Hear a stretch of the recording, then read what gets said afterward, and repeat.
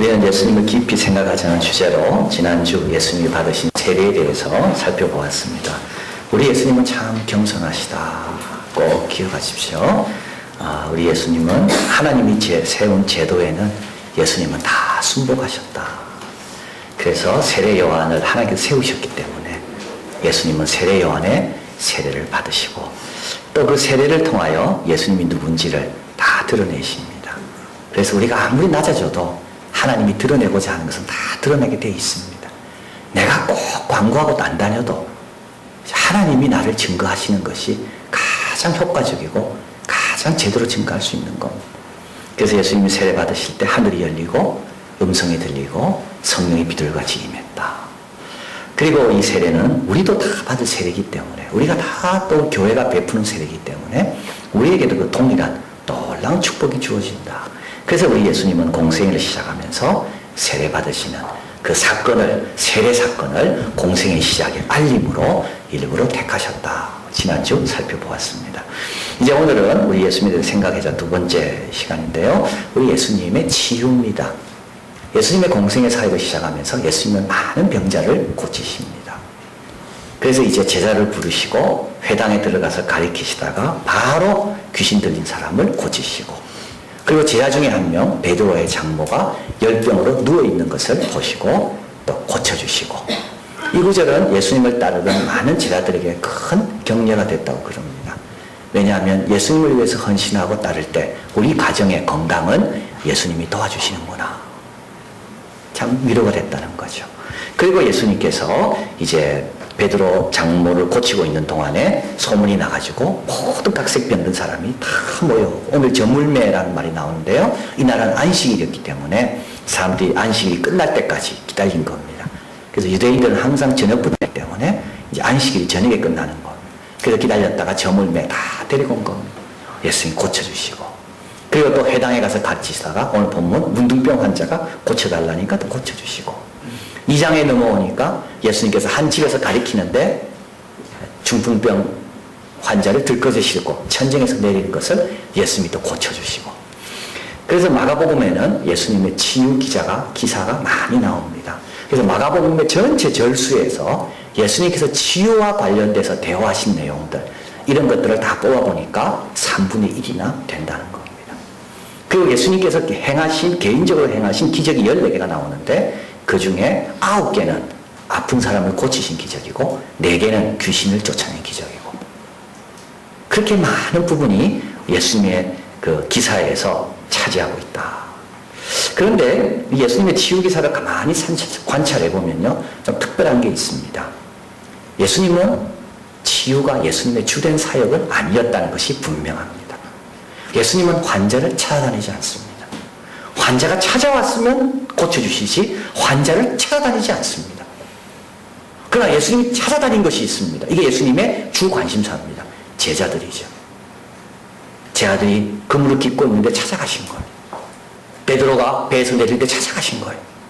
예수님은 제자를 향해서는 찾아갔지만 환자를 향해 찾아간 적은 없습니다. 오늘도 본문에 새벽 미명에 기도하러 가셨습니다. 이게 예수님의 주된 일입니다. 예배드리고 기도하고. 그러나 예수님은 환자는 부차적인 겁니다. 만나러 오면 만나주지만 일부러 예수님께서 여기도 환자 저기도 환자 수많은 환자를 일일이 찾아다니면서 고치시진 않았다는 겁니다. 예수님에게는 더 중요한 것이 있었다. 뭐냐? 구원이라는 겁니다. 구원과 치유는 다릅니다. 치유는 병으로부터 노인받는 것. 그러나 죽습니다. 오늘 병원에 가서 치료 깨끗하게 받았다고 영원히 삽니까? 그렇지 않습니다. 구원은 죽음으로부터 벗어나는 게 구원입니다. 그래서 예수님은 구세주로 오셨지 치유자로 오신 게 아닙니다. 의사는 많이 있고 환자 치료하는 약도 많이 있고 그러나 죽음을 해결해 주는 분은 예수님밖에 없는 거. 그래서 우리 예수님은 구원을 위해서 제자도 키우시고 구원을 위해서 사람에게 가르치시고 오늘 본문도 나오죠. 내가 전도하러 왔나니 구원을 위해서 예수님은 적극적으로 일하셨지 치유는 그에 비하면 소극적이셨다. 또 한 가지 예수님의 치유의 특이한 점은 예수님은 고치신 다음에 침묵을 명령하십니다. 알리지 마라. 여러분 참 어떻게 보면 말이 안 되죠. 예수님은 사랑이라면 자꾸 알려서 아픈 사람이 더 와야 될 거 아니에요? 근데 예수님은 알리지 마라. 너 치유받았는가? 오늘 엄히 경계하여 이르시되, 엄히 경계하여 이르시되, 아무에게도 아무 곳에도 가서 이야기하지 마라. 침묵해라. 왜 그럴까요? 예수님은 기적을 통하여 추종자를 만들고자 할 의지가 없다는 겁니다. 예수님은 사람들이 선호하지 않는 방법으로 당신의 백성을 만들지, 모든 사람이 생각하는 쉬운 방법으로 하나님의 백성을 만들지 않는다는 겁니다. 예수님요, 인기 금방 이렇게 조용하라 해도 이렇게 막 사람이 몰려오는데, 너 나은 거 전하라 하면 얼마나 많은 사람이 몰려오겠습니까? 근데 그 사람들은 다 뭔가요? 한순간에 흩어진 사람입니다. 필립이 안신이 이야기합니다. 예수님은 모세나 엘리야 시대 기적의 영향력이 얼마나 작았는지를 잘 알고 계신다. 기적 갖고는 절대 사람 변하지 않습니다. 기적은 그때뿐입니다. 기적의 효력이라는 건 짧습니다. 기적이 사람의 이목을 집중시킬 수는 있지만 결코 하나님에 대한 신실함을 지속시킬 수는 없다. 그 다음 기적 없으면 다 떠납니다. 답답한 일이 생기고요, 어려운 문제가 생기면요, 다 떠납니다. 기적은 절대 신실함을, 하나님을 향한 신실함의 지속성을 가져다주는 열매를, 기적을 맺지 못합니다. 예수님이 이걸 잘 아시는 거예요. 그래서 예수님은 기적 말고 모든 사람이 선호하지 않는 방법, 바로 의가 우리 안에 자라도록 기도해 주시고, 말씀 가르치시고, 함께 해 주시고, 격려해 주시고. 그래서 예수님의 치유의 기사에 보면 특이한 것이 두 가지가 나타난다. 그러면 왜 이런 치유 기사가 많이 나올까? 예수님의 부차적인 사역이고, 예수님은 기적보다는, 치유보다는 말씀과 가르침을 통해서 하나님의 백성을 세우려고 했는데, 왜 치유의 기사가 3분의 1이나 나올까? 왜 마가는 예수님의 치유 기사를 이렇게 3분의 1이나 적고 있을까? 치유 기사를 통해 주는 교훈이 있다는 겁니다. 첫째 교훈은, 우리 예수님은 연약한 자에 대한 관심이 많다는 겁니다. 우리 예수님은 힘들고 외롭고 답답한 사람을 그냥 지나치지 않습니다. 예수님이 가다가 멈춘 적이 있습니다. 예수님이 일하다가 멈춘 적이 있습니다. 언제입니까? 아픈 사람이 도와달라고 할 때 예수님 멈추십니다. 예수님은 예루살렘을 향해 십자가를 지러 가십니다. 그러다가 멈춥니다. 거지 바디메오 때문에. 여러분, 거지 때문에 멈추는 사람이 있습니까? 또 없습니다. 예수님은 어느 집에 가서 막 가르치시다가 멈추십니다. 중풍병자가 위에서 내려오는 걸 보시고, 그리고 그 중풍병자와 깊은 대화를 나누십니다. 오늘도 마찬가지죠. 예수님은 가르치시다가 문둥병자가 나를 깨끗게 해달라고, 예수님이 다 멈추세요. 이 순간부터 시간은 멈추는 겁니다. 일도 멈추는 겁니다. 그리고 주님 말씀합니다. 민망여기시며 그의 손을 대시고, 내가 원하니 깨끗함을 받아라. 우리 예수님은 우리가 힘들어하는 걸 모른 척하는 분이 아닙니다. 우리가 답답해하는 걸 모른 척하는 분이 아닙니다. 이사에 보면 우리의 질고를 아는 자라. 그가 찔림을 받음으로 우리가 나음을 입었도다. 그분은 우리의 질고를 아는 분입니다. 그래서 우리의 질고를 지기를 원하시는 분이에요. 바로 이 점에서 의료 선교가 나온 겁니다. 여러분, 참 이게 모순이죠. 예수님의 기적 치유에서 왜 의료 선교가 나옵니까? 병원이 만들어지면 안 되잖아요. 기적적으로 계속 고쳐야지. 왜 병원이 만들어집니까? 병원은 인간적인 어떤 과학적인 기술로 사람을 고치는 건데, 예수님께서는 치유기사를 통하여 인류에게 뭘 선물하셨는가 하면 좋은 의료기관을 선물하셨다는 겁니다. 여기에서 강조하는 것은 기적이 아니라 사랑이기 때문에, 아픈 사람에 대한 사랑, 연약한 사람에 대한 관심. 그래서 의료가요, 이 원시적인 사회와 제3세계에 퍼져가기 시작하는데, 그걸 누가 퍼뜨렸습니까? 다 의료 선교사들이 퍼뜨린 겁니다. 제임스 케네디는 예수가 만약 태어나지 않았더라면 다음과 같이 말합니다. 예수님이 오지 않았더라면 의술이 지금처럼 널리 전파되지 못했을 것이고 아픈 자들에 대한 관심이 지금만큼 크지 않았을 것이다. 예수님의 가르침과 비유는 성직자뿐만 아니라 평신도들에게 영향을 주어 세계 모든 가난한 곳 사람들에게 실질적인 의료 도움을 주었다. 아무도 가까이 하지 않는 문둥병자를 만든 그의 가르침은, 문둥병자를 만진 그의 가르침은 전 세계에 나병원이 세워지게 했다. 나병 환자들을 위한 병원이 누가 세운 겁니까? 이 마음, 예수님의 마음을 읽은 의료진들이 나병 환자를 위한 병원을 세운 겁니다. 여기서 기적을 배운 게 아니고요, 사랑을 배운 겁니다. 우리는 다 알아야 됩니다. 예수님의 치유는 의학의 대체가 아닙니다. 의학도 하나님의 것입니다. 동일한 목적. 아프고 외롭고 힘들고 답답한 사람들을 어떻게 회복할 수 있는가? 우리 예레미야가 3장 33, 34절 같이 봅니다. 앞에 스크린에 있습니다. 저가 비록 근심케 하시나 그 풍부한 자비대로 긍휼히 여길 것입니다. 주께서 인생으로 고생하며 근심하게 하심이 본심이 아니시로다. 주님의 본심은 뭡니까? 우리 고생시키는 거요? 아닙니다. 근심케 하는 겁니까? 아닙니다. 주님은 덜어주기를 원하십니다. 약할수록 귀하게 여겨주십니다. 그래서 여러분 자꾸 약하게 살아야 돼요. 자꾸 뭘 힘을 가지려고 하면 안 되는 거예요. 힘을 가지려고 하면 힘 의지하게 되고 주님 멀어지게 됩니다. 마음을 계속 겸손하게, 작은 일 하나도 주님 도움 없이는 안 됩니다. 작은 거 하나도 주님 도움 없이는 못 삽니다. 이런 겸손함으로 나아가야지 주님이 가다가도 멈추고 도와주시는 거예요.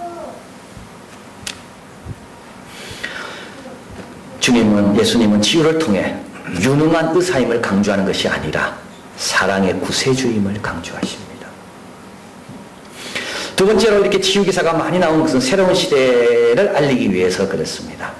오늘 본문에 한번 가볼까요? 오늘 본문에 가보면 44절에 가라사대 삼가 아무에게 아무 말도 하지 말고 가서 내 몸을 제사장에게 보이고 내 깨끗함을 인하여 모세에 명한 것을 들여 저에게 증거하라 하셨더니, 뭘 증거합니까? 낫다는 걸 증거하는 거. 근데 누가 낫게 했습니까? 모세가요? 아닙니다. 문둥병은요, 치유할 수 없는 병입니다. 왜냐하면 문둥병은 불결한 병이기 때문에, 불결한 거기 때문에 만지면 안 돼요. 의사도 만지면 의원도 그 사람 불결하게 돼요. 그래서 문둥병 환자는 아무에도 도움을 받을 수가 없습니다. 그리고 혼자 섬을 떠나야 됩니다. 혼자 섬 밖에서 지내야 되는 병이 문둥병입니다. 그러니까 가족도 같이 있으면 안 돼요. 양심이 허락하지 않는 거죠. 내 때문에 내 가족이 불결해지기 때문에 스스로 떠나야 되는 것이 문둥병입니다. 근데 어떻게 의사한테 가서 진료를 받습니까? 그래서 문둥병이 나았다는 말은 그건 하나님이 고친다는 말입니다. 불치의 병이 문둥병입니다. 그런데 모세는요, 나은 다음에 어떻게 할 것만 이야기하지 어떻게 낫는가에 대해서는 말하지 않습니다. 모세보다 위대한 분이 오셨지요. 그분은 문둥병도 손도 대시고 가까이 하시고 깨끗하게 낫게 하시는 분. 그래서 예수님께서 병자를 고칠 때 주로 안식일에 많이 고치십니다. 38년 된 병자 안식일에 고치십니다. 18년 동안 구부러진 병자 안식일에 고치십니다. 베드로의 장모 안식일에 고치십니다. 왜요? 참된 안식을 주는 분이 오셨다는 것을 보여주기 위해서. 독일의 유명한 신학자 주르겐 몰트만은 예수 그리스도의 길에서 다음과 같이 말합니다. 예수님의 치유는 하나님 나라가 임하였다는 맥락에서 보아야 된다. 새로운 창조의 맥락. 그래서 이 기적은 더 이상 특별한 것이 아니다. 하나님의 다스림 가운데 있을 때 병은 낫고 귀신이 나가는 것은 너무 당연하다. 그래서 예수님의 치유는 뭡니까? 새로운 시대가 열렸다는 신호탄입니다. 새로운 시대가 열렸다. 천국이 가까이 와 있다. 그래서 예수님은 38년 된 병자 한 명만 고칩니다. 어거스틴이 이해하기 어렸던 구절이 바로 이 구절입니다. 베레스다에 환자가 많이 있었거든요. 근데 예수님께서 38년 된 병자 한 명만 고치고 떠나가시더라는 겁니다. 거기 병자가 많이 있는데, 이왕 예수님 계시는데, 이왕 오셨는데 병자 다 고치고 가면 얼마나 좋습니까? 근데 예수님은 38년 된 병자 한 명만 고치고 나머지는 아픈데도 그냥 떠나가셨다는 거예요. 예수님 뭘 보여주십니까? 새로운 시대가 너에게 열렸다는 거. 어떤 시대가요? 구원의 시대가. 그걸로 충분한 겁니다. 그래서 예수님은 가는 곳마다 병자 안 고치십니다. 대표적인 병자만 고치시는 거예요. 안식일날 고치시는 거예요. 그리고 누구든지 구하는 자는 다 받는다. 이제 내 이름으로 구하라. 그러면서 예수님은 새 시대가 열린 것을 치유를 통하여 알려주시는 겁니다. 자, 마지막으로 예수님께서 이렇게 치유에 대한 기사가 마가복음에 많이 나오는 이유는 예수님께 가는 믿음은 불굴의 믿음이라는 겁니다. 참 중요한 내용입니다. 여러분, 여기 환자들을 보면요, 예수님께서 칭찬하는 게 있습니다. 이들의 믿음을 칭찬하십니다. 근데 이들의 믿음은 어떤 믿음이냐? 불굴의 믿음입니다.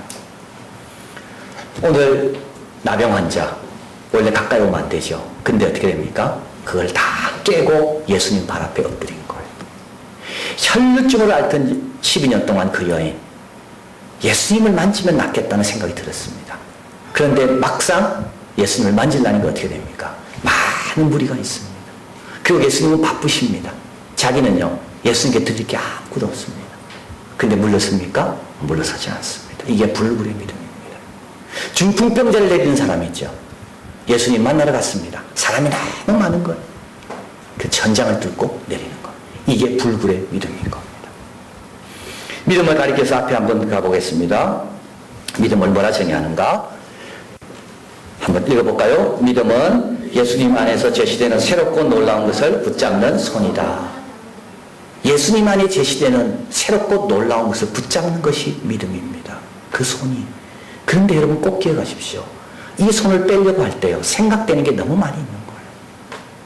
남이 뭐라 생각할까? 꼭 지금 잡아야 되나? 예수님 너무 바쁜데 다시 손을 넣는 거예요. 예수님께서 칭찬하는 믿음은 뭡니까? 내 딸아, 내 믿음이 너를 구원했다. 평안히 가라. 그 믿음은 어떤 믿음입니까? 무리가 있어도 물러서지 않는 그 믿음인 거예요. 네가 제 상을 받았다. 네 상을 들고 걸어가라. 이 믿음은 어떤 믿음입니까? 사람이 많이 있지만 천장을 뚫고 내려오는 믿음이에요. 여러분, 우리가요, 자꾸 믿음을 시작했다가 중간에 돌아서는 경우가 너무 많이 있습니다. 손을 뺐다가 잡으려고 하는데 자존심도 좀 걸리고 체면도 좀 말이 아닌 것 같고, 그래서 못 잡는 거예요. 빼긴 빼지요. 빼는 순간 잡으려니까 내 손이 좀 부족하기도 하고, 여러 장애들 앞에 그냥 손을 넣는 거예요. 마가복음 6장에 보면 이런 사람이 나옵니다. 장애와 편견에 져서 믿음이 열매 맺지 못하는 사람. 여러 가지 장애물과 편견에 진 거예요, 내 믿음이. 그래서 열매를 맺지 못해요. 예수님의 고향에 있는 사람입니다. 예수님의 고향에 가니까 사람들이 다 놀랍니다. 그리고 예수님의 가르침에 대해서 놀라고 예수님의 손으로 행하는 권능에 대해서 또한 놀랍니다. 그런데 이들은 장벽에 딱 부딪힙니다. 이 사람이 마리아의 아들 목수가 아니냐? 야고보와 요셉과 유다와 시몬의 형제가 아니냐? 그 누이들이 우리와 함께 여기 있지 않냐? 하며 배척합니다. 여러분, 믿음으로 결단하려고 하다가요, 뭐 아는 거 생기죠. 그 아는 작은 아는 지식 때문에 접는 경우가 얼마나 많은지 몰라요. 내가 아는 그 얄팍한 지식 몇 개 때문에 예수님을 확 붙잡아야 되는데 그때 그냥 놓아버리는 경우가 얼마나 많은지 몰라요. 자존심 때문에. 여러분, 자존심 버려야 됩니다. 야이로의 딸이 죽어가고 있습니다. 야이로는 자존심 다 버리고 예수님 앞에 나와 무릎 꿇고 오랫동안 간구했습니다. 예수님은 가수십니다. 두려워하지 마라. 믿기만 해라. 예수님 겸손하셨는데 우리가 왜 이렇게 교만한지 몰라요. 그리고 손을 뺐다가 또 넣는 이유는 왜 그렇습니까? 아직까지 간절함이 약한 거예요. 아직까지 간절함이 약한 거예요. 그 믿음 갖고는 딸아, 내 믿음이 너를 구원하였다. 못 잡는 거예요. 이때 나의 믿음이 없는 것을 도와주소서라고 기도해야 됩니다. 나의 믿음이 없는 것을 도와주소서. 그래서 마가복음에 가보면 6장 6절 예수님 뭐라 말씀합니까? 같이 한번 읽어볼까요? 저희 믿지 않음을 이상히 여기셨더라. 감동도 있고 깨달음도 있고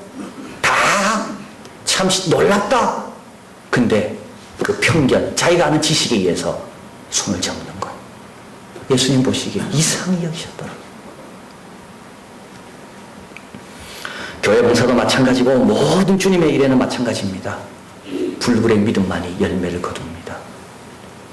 시작이 열매 거두는 게 아니라요. 시작을 할 때 여러 가지 장애들이 나오는데 그것을 불굴의 믿음으로 이겨내야지만이 예수님 속에 있는 새롭고 선한 것을 붙잡게 된다는 거예요. 주님 그걸 가르쳐 주시는 거예요. 예수님의 치유는 무엇을 말합니까? 이건 능력이 아니라 사랑입니다. 예수님이 나타난 기적과 치유는 모두 사랑에 관한 것입니다. 예수님의 치유는 새로운 시대가 시작되었음을 알려주는 신호탄입니다. 예수님의 치유는요, 목적이 아니라 이정표입니다. 꼭 기억하십시오. 예수님의 치유는 목적이 아니라 이정표입니다. 예수님의 치유가 우리 생활의 목표가 아닙니다. 우리 생활의 목표는 뭐죠? 구원입니다. 예수님께서 우리에게 기적을 베풀어 주시는 이유가 뭡니까? 그 기적이 목표가 아니라 구원인 겁니다. 따라서 구원 얻은 사람은요, 이정표가 필요 없습니다. 이미 구원 얻은 사람은 기적의 역사가 일어나든 안 일어나든 아무 상관이 없어요. 왜냐하면 목적지에 도달했기 때문에. 목적지가 모르는 사람에게 주님께서 보여주신 이정표가 치유고 기적인 겁니다. 예레미야 이적을 행합니까? 하나도 행하지 않습니다. 에스겔 이적을 행합니까? 하나도 행하지 않습니다. 사도 바울 눈에 가시가 없도록 기도했습니다. 일어납니까? 안 일어나요. 근데도 목표에 와 있기 때문에 흔들림이 없는 거예요. 치유는 목적이 아니라 이정표다. 목적에 뒤에 와 있는 사람은 더 이상 이정표가 필요가 없다. 예수님은 병자를 고치신 다음에는 자신에 대해서 아무에게도 말하지 말라고 말씀하십니다. 그러나 부활하신 다음에는 주님은 다릅니다. 부활의 주, 구원의 주에 대해서는 천하 만국에 다니면서 증거해라. 다르죠, 여러분? 치유에 대해서는 예수님이 가만히 있어라. 구원에 대해서는 천하 만민에게 다니면서 증거해라. 우리를 사랑하시고 새로운 시대를 여시고 치유를 넘어 구원을 이루어주시는 주님에 대해서는 담대하게 전해라. 그리고 주님께서 덧붙이신 게 하나가 있습니다. 병든 사람이 있으면 손을 얹고 기도해 줘라. 그리하면 나을 것이다. 사랑이지요. 진정한 사랑. 우리도 주님을 부지런히 증거하시고 구원의 주를 증거하는 겁니다. 연약하고 힘든 자를 위해 진정으로 기도해 주고, 그러면 주님이 함께 하시며 치유를 넘어 구원을 얻게 하는 복을 누리는 복의 통로들 다 될 줄 믿습니다. 기도하겠습니다.